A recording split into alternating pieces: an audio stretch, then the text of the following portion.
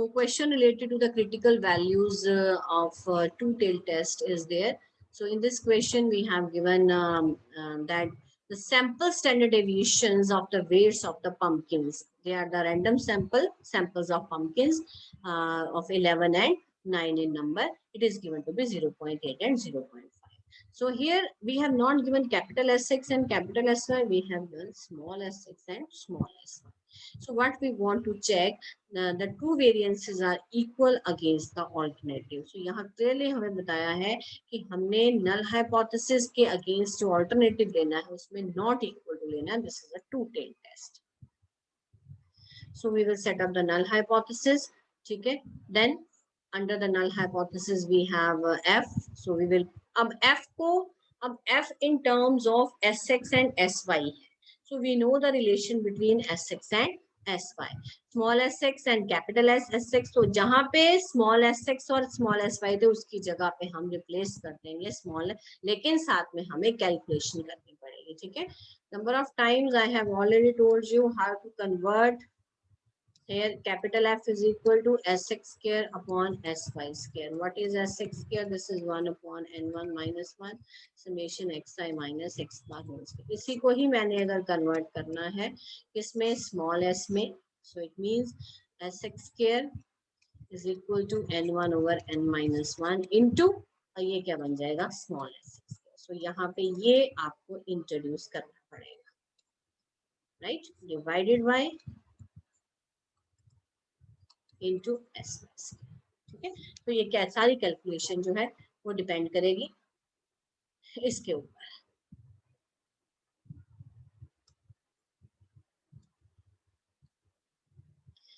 So that we have calculated. ये आपके सामने है. अब हमारा एस के कितना आ रहा है, small S X is comes out to be 0.7 and it comes out to be 2.5. It means 0.7 and 0.28, sorry, 0.28. So Sx square is greater than Sy square. So therefore we will calculate. This comes out to be 2.5. अब हमने check करनी है significant value किस level पे कही उन्होंने 10% पे. तो 10% पे फॉर्मूला अप्लाई करेंगे. यही फॉर्मूला है हमारे पास. F is greater than, ये critical values, F is greater than F tan 8 alpha by 2. tan 8 is the degrees of freedom. alpha by 2, alpha कितना है 10 है, तो ये बन जाएगा 0.05. उसी तरह 1 माइनस अल्फा बाय 2 बन जाएगा 95%. सो टेबल वैल्यूज हमें दी हुई हैं. We are given the tabulated values. ये देखो, probability of F greater than 3.35, this is 0.05. इसका क्या मतलब है? इसका मतलब ये है कि ये जो 3.35 है ये 5% पे क्रिटिकल वैल्यू है for 10 and 8 degrees of freedom. उसी तरह F810 greater than 3.07 is equal to 5% का क्या मतलब है कि 5% लेवल ऑफ सिग्निफिकेंस पे और 8 और 10 डिग्रीज ऑफ फ्रीडम पे जो क्रिटिकल वैल्यू है वो 3.07 है. ये देखो सारी वैल्यूज हम लिखेंगे. अब बेटा क्वेश्चन ये आना है कि जहां 95% है वहां आपको पीछे से टेबल नहीं, वैल्यू जो है ना वो आपको नहीं मिलेगी. आपके पास 5% की वैल्यू है, 10% की वैल्यू. तो अब हम क्या करेंगे, देखिए.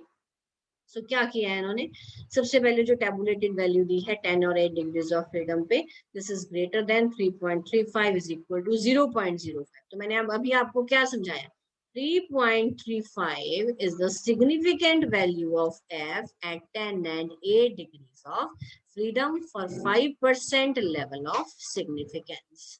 ठीक है जी. And also here, अब यहाँ पे 8 और 10 के लिए जो वैल्यू दी है 5% पे वो 3.07 है. अब हमें उसको कन्वर्ट करना है, इस लेवल ऑफ सिग्निफिकेंस को कन्वर्ट करना है 95. हम क्या करेंगे, रेसिप्रोकल लेंगे. रेसिप्रोकल से इनइक्वालिटी जो है वो चेंज हो जाएगी. ठीक है. उसके बाद 1/3.07 को सॉल्व करेंगे. This comes out to be 0.326, right. अब इस लेस देन का कॉम्प्लीमेंट लेंगे, ये ग्रेटर हो जाएगा और कॉम्प्लीमेंट 0.05 जो है वो 1 में से माइनस होगा.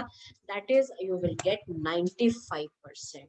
इसका मतलब 95% लेवल पर जो एफ की वैल्यू है 10 और 8 डिग्रीज ऑफ फ्रीडम पे सिग्निफिकेंट वैल्यू कितनी पड़ी हुई है 0.326, right. So we have calculated all the values जहाँ पे स्टार डबल स्टार लिखा हुआ है.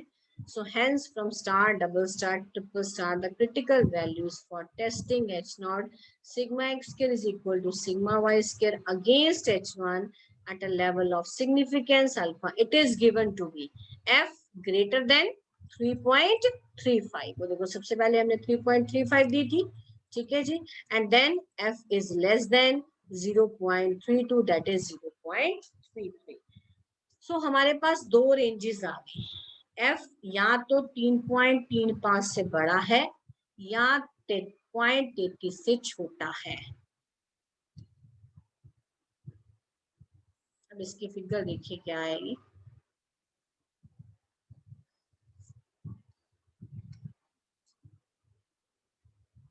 मैं ये 3.3 क्योंकि ये क्रिटिकल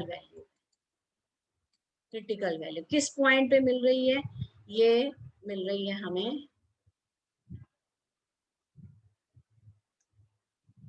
ये हमें मिल रही है 8 और 10 और 8 डिग्रीज ऑफ फ्रीडम और 5% लेवल ऑफ सिग्निफिकेंस.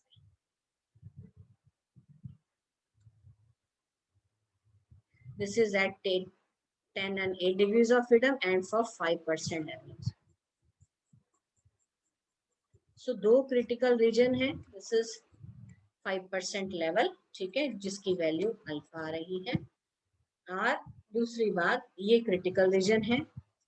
या तो f की वैल्यू से, क्योंकि बेटा ये सारी लाइन ही f एक्सिस की है, तो कह दिया f की वैल्यू या तो 3.35 से ज्यादा है या and f is less than 0.33. तो यहाँ कहीं आपका आएगा 0.33. Is it clear? ठीक है जी. सो अब लेकिन हमारा f कितना है 2.5. देखो 2.5 है ना, तो वो इसमें जा रहा है. 3.35 से ज्यादा में 2.5 नहीं आएगा. 0 पॉइंट, ये लो मैं यहाँ पे फिट कर देती हूँ. ये f की वैल्यू मैंने 2.5 ना, ये 0.33 से छोटा है ना ही ये 3.35 से बड़ा है. मतलब ये किसी भी क्रिटिकल रीजन में नहीं आ रहा. ठीक है जी. तो अगर क्रिटिकल रीजन में नहीं आ रहा तो हम क्या कहेंगे, then what we will say, the null hypothesis, the critical, it is not the calculated value of f lies between 0.33 and 3.35. लेकिन अगर ये या तो 3.35 में चला जाता है या 0.33 के पीछे चला जाता है, इट मींस हमारी जो कैलकुलेटेड वैल्यू है वो क्रिटिकल रीजन के अंदर चली जानी थी, तो नल हाइपोथेसिस रिजेक्ट हो जाना. लेकिन वो उस प्रोपोर्शन में आ रहा है जहां पे रेंज ही नहीं है. रेंज जो है वो बिल्कुल एक्सट्रीम पे है. So it is not significant, hence null hypothesis of equality of population variances may be accepted at level of significance alpha. Right?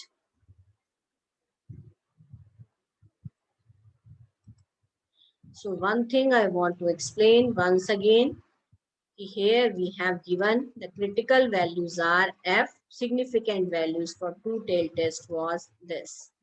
ठीक है जी, and this comes out to be 0.05.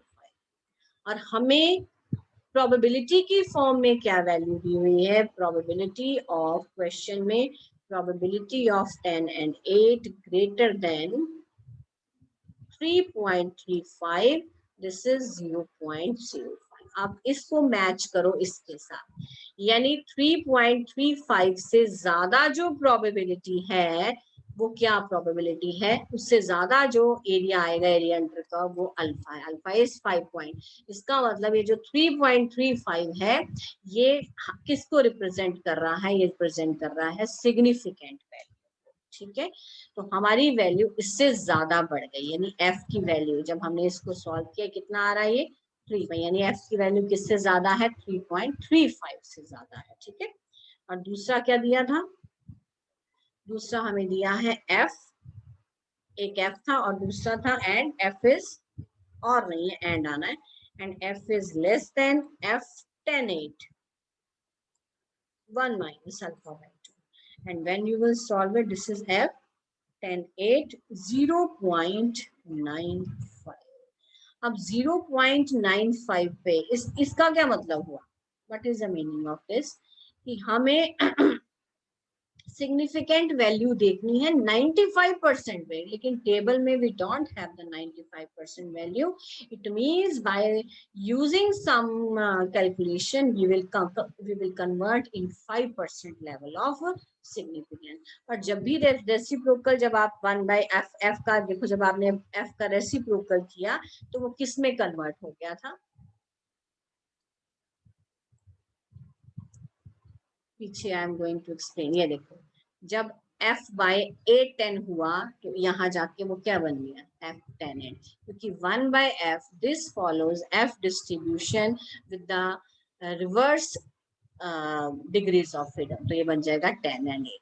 अब हमने उस 95% को किस में कन्वर्ट कर लिया, अगर 5% में, सो हमारे पास यहाँ से वैल्यू आ गई 0.326.